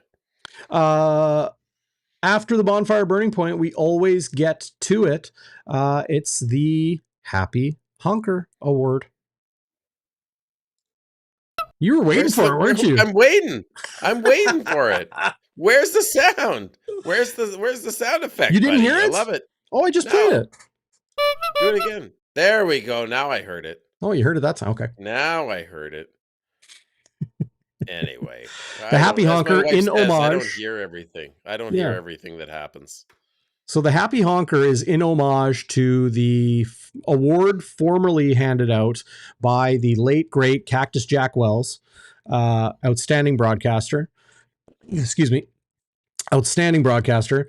One of the 2 Jacks in the 2 Jacks press box at IG Field. It's the Bob Irving Media Center, the 2 Jacks press box, Jack Matheson and Cactus Jack Wells, who Jack Wells handed out the Happy Honker Award after Bomber games. People would be honking their horns listening on the radio. Just the fun moment of levity, the thing that made you happy. What do you got for the Happy Honker tonight? Well, what made me feel levitated or made me feel some levity was our coverage on kick and punt returns, Darrin. I don't know if it fully meets the criteria of Happy Honker, but that's like part of the game where we were getting owned. Last week, I think Alfred had over 200 yards of returns. This week, they held him to 90 yards on 5 returns for an average of 18. Last week, I think he had an average of 30. So, the first run back by Alford on the opening kickoff, the Riders were starting on their 54. And I was like, what's going on, you guys? Clean this up. I told you to clean it up. Don't you listen to me? But they did listen to me, obviously, and they Right. cleaned it up. And 18-yard average is pretty good. So I thought the return team really stepped it up, and they made me happy. That was my happy honker, as well as Strevy being in town signing autographs. That was cool. But really, for me, that made me feel levitated. Yeah. T. Will, Arlen, lots of people mentioning Chris Streveler being in town was the happy honker. Craig Smith, as always, bringing lots of value to the live chat. Jack Yes, Wells sir. was special. Yes, indeed. I don't recall listening to him. I don't think I was old enough in my youth to remember that, even if he was still on the air. But I've heard so many great things about the late great Cactus Jack Wells. Yeah, Lynn Reimer, R.I.P. Cactus Jack. You are still missed. That's awesome. That's awesome. People can still share those memories.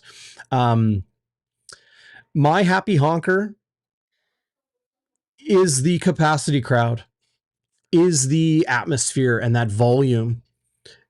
It is the beautiful day it was today for football, like weather Yeah. wise. Yeah. I took a picture in the first quarter because the stands were full. And I mean, you got some spots because people are in the bathroom or at the rum hut or whatever. But I don't remember seeing that stadium like that, looking that full. Like we've seen it sold out before. We've seen the numbers and the announcement that it's sold out, but I don't know if we've seen it like look sold out Yeah.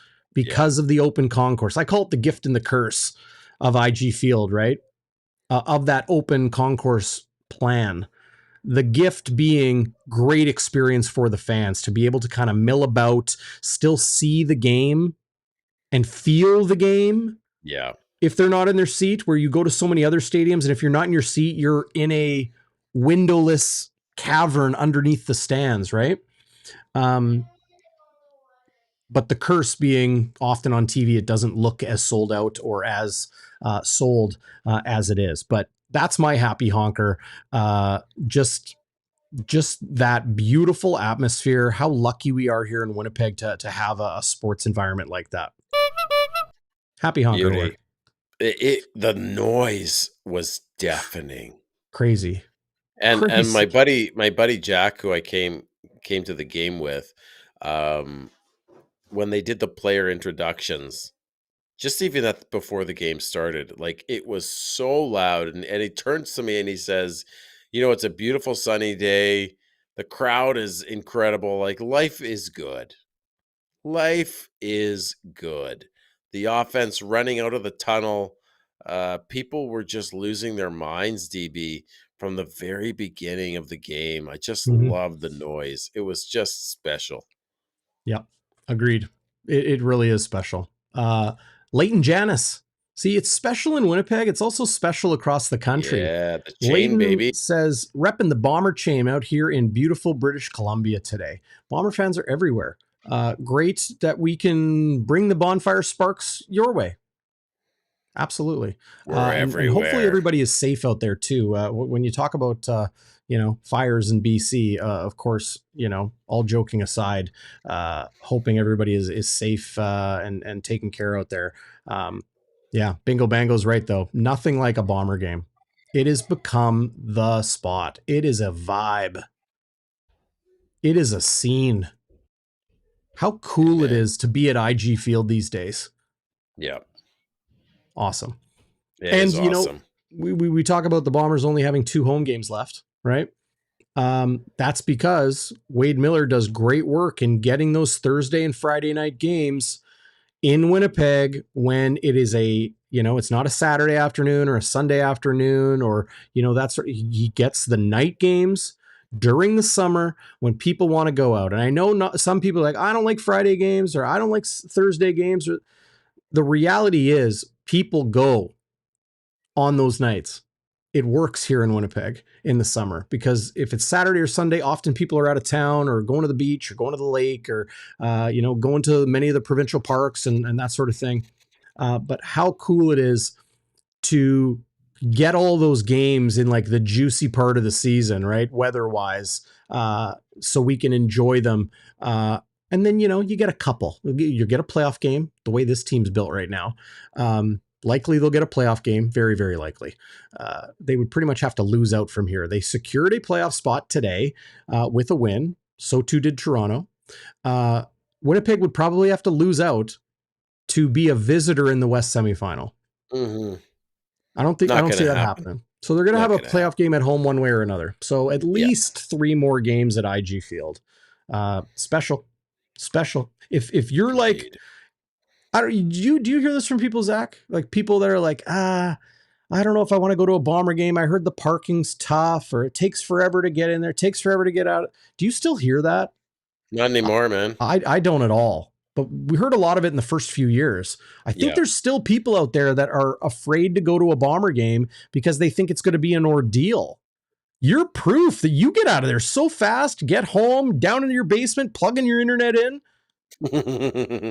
Maybe not plugging my internet in sometimes, but yes. Yeah, you know what? Well, I have the advantage of we park right next to the stadium. And in part, that's because my mother-in-law and father-in-law have a parking pass there, and he has a handicap pass, so we get a good spot. But I think if you get to the game early, you're in the soccer lot or the blue parking spot or Max Bell. If you get there early, you can get out pretty well. They really have done a good job of directing traffic for like pedestrian traffic, and they'll stop pedestrians so that cars can get out now, which is good. Right. Yeah, I mean, you can get in and out of there pretty quick. Yeah, it's good now. It's not the way it used to be. Yeah. It used to, like when they first opened, it took like an hour to get out of there. Well, it's because they put food trucks on the road out in front of IG Field instead of now it's buses to get people in and out and the park and rides, as you know, Waiters mentioned a couple comments ago there. Jeff Kabila is saying dealing with Riders fans is the ordeal. Yeah. Yeah. But now they've got all of that straightened out. Back in the day, it was like that first Bombers game was an actual nightmare because there was construction on the perimeter in Pembina Highway. There was construction on Pembina Highway, and they weren't organized that time. And it was so bad that one time that they put in concerted effort and work, and they fixed it. And they fixed it years ago. I remember talking to Wade Miller and him, would be like, let people know. And I worked really hard to let people know. You can get in and out of there so much better now. Mm-hmm. Yeah. Here's Sard. I park across Pembina. It's about a 15 to 20 minute walk, and it's fantastic. No question. Yeah. Well said, Sard. I see a lot of people walking. It's great. And then T-Will sharing a sentiment I'm sure many have. The team is so good right now, it doesn't really matter. Well said, T-Will.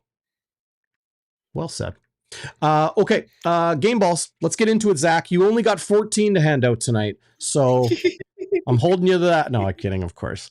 Well, I've got 2. I've got Dalton Schoen had a bounce back game. I think you were talking about people, mentioning a sophomore slump. He dropped a couple balls last week, which cost them. I think if in the Labor Day game, if he catches one of those, we win because it was so close. But today he didn't drop one, DB. He was 5-5 for 104 yards and 3 touchdowns. The hat trick. You rarely see a hat trick in the CFL for touchdowns. That's like Milt Stiegel territory. I think Sam Emelis is the only other receiver for the Riders who has a 3 touchdown game. So he's one of my game balls. And if not for the Lawler drop, the end zone drop, Zach Collaros goes 7 straight drives with a touchdown. Like orchestrates 7 straight drives. In the second half, Lawler drops that one in the end zone. But 6 straight drives. touchdowns on each drive, 42-6. The end of the first half. Like, Steve Daniel, the stats guy, hadn't seen anything like it in how many years? 16 years. He didn't even know of a time when someone had done that before 2007. Crazy. He finishes the half 16 of 17, one incompletion for 5 touchdowns and 285 yards. He's basically saying, shove it, Saskatchewan.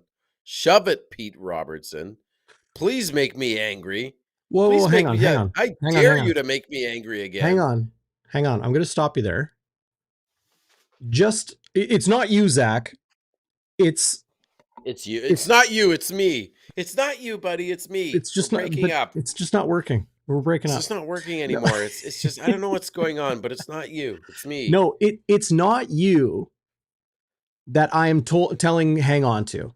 Okay. It's everybody. I just want everybody out there to understand that Pete Robertson took a lot of heat, and I'm not talking about a suspension or a penalty or whatever football wise.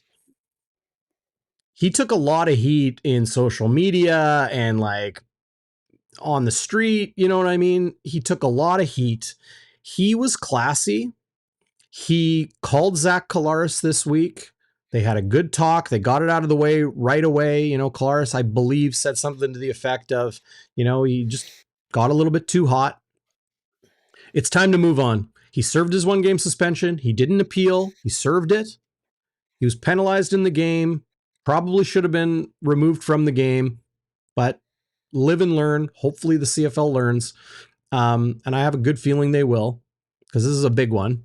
It's time to move on. Don't hold grudges. Football is football. Some games you win, some games you lose. Shit happens. Move on. Woo, DB, spicy.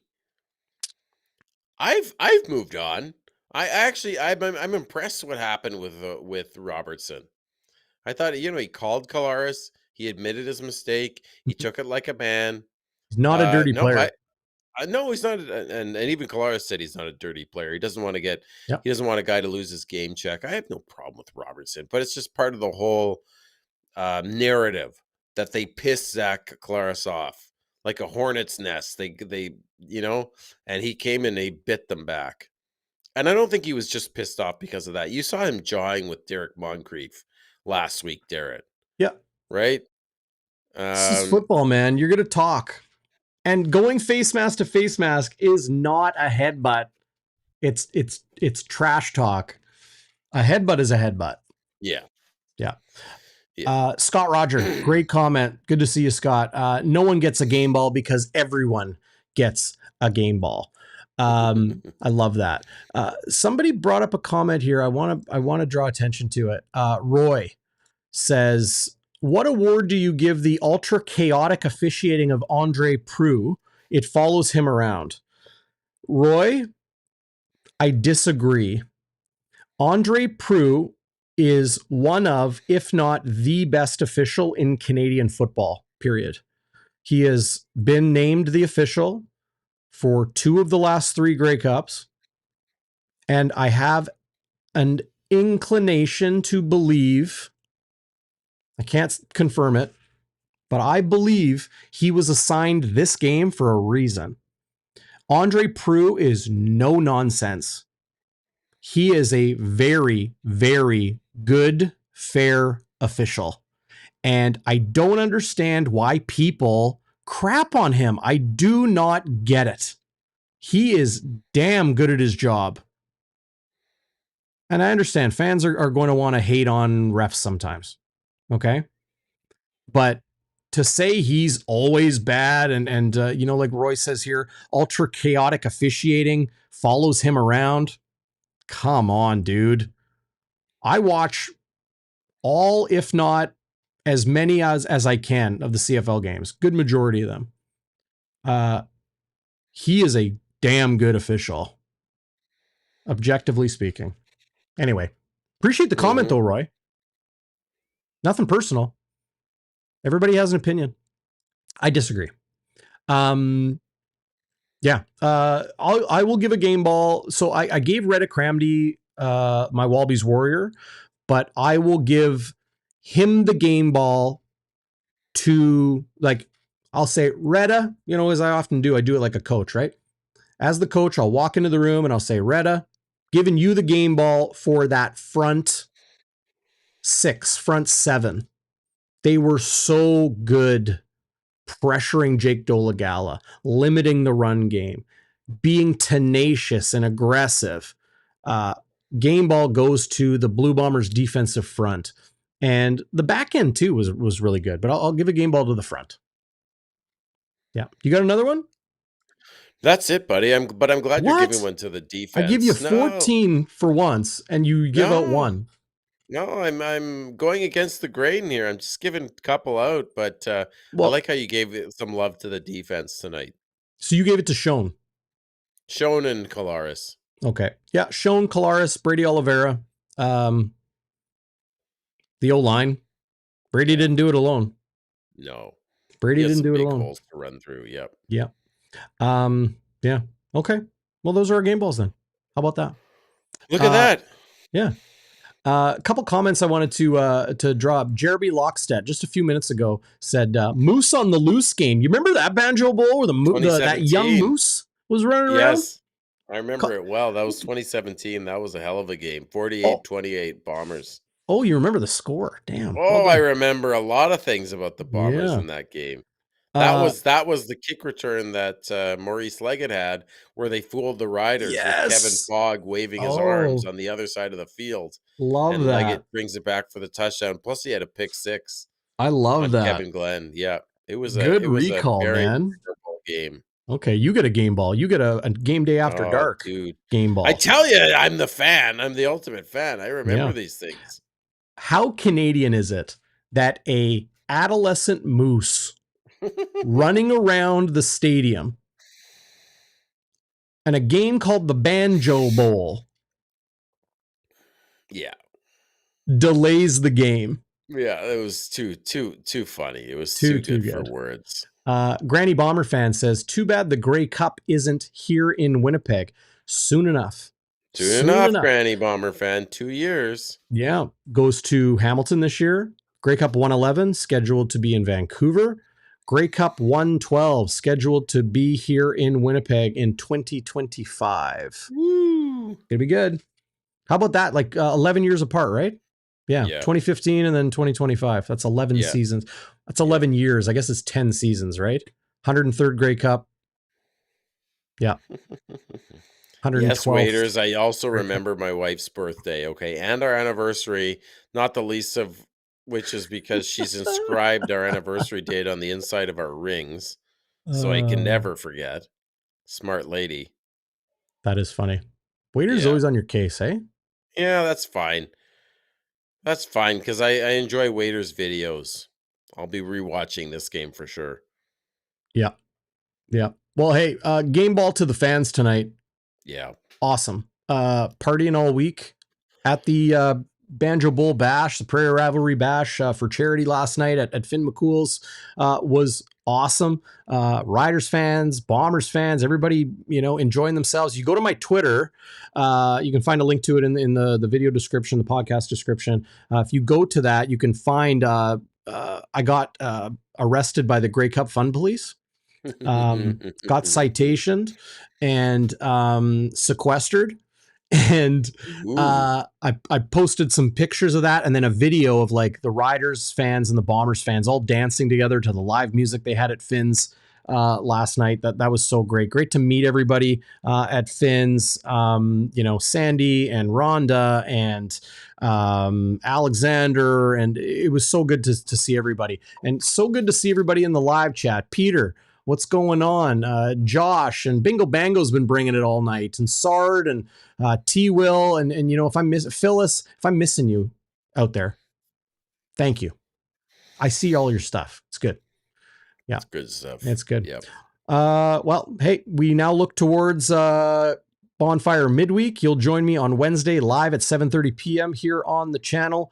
Game Day Winnipeg with myself and the legend truly, Chris Walby, who is joined now by James Murphy in the Ring of Honor at IG Field, while Walby will join me for Game Day Winnipeg, Winnipeg's pregame show on Friday. And then postgame, you and me, Game Day After Dark. We're going to do it again in 7 days to the hour, my friend. I expect us to be 11-3 after that game, my friend. And by the way, folks, if you haven't listened to Game Day Winnipeg this week and the special guests that DB brought on, the trifecta of you, Westwood, and Walby again, back again. It was fun. awesome. What a great episode. Love the chemistry you guys have. I wish you would come on more often. It was a great show. So check it out. Even though you know the outcome of this game, check it out. Oh, there's tons of good insight in there, right? Chris and I don't talk just about the game. We talk about the league. We talk about the Bombers in a broader perspective. So if you guys ever miss the shows, go back and listen to them. Go back and watch them. And give a thumbs up. Go give a thumbs up to those videos. That helps so much. Comment. You can leave a comment afterwards. If you're in the live chat or you're watching after, leave a comment, leave a thumbs up. And if you haven't, consider subscribing. We got some Jets and some NFL, some Winnipeg Jets coverage, and tons of Bombers. This team is so incredibly powerful, impressive, entertaining, dynamic, and just plain fun. Enjoy, Bomber Nation. You've earned it. You've been patient. You've earned it. Heck of a game tonight, 51-6. The Bombers beat the Riders in the Banjo Bowl revenge rematch, and now look towards a game on Saturday in Hamilton. For Zach Schnitzer, I'm Darrin Bauming, and as always, I leave it to you, my good friend, to sign us off. Shalom, everybody. Sayonara. See you next time.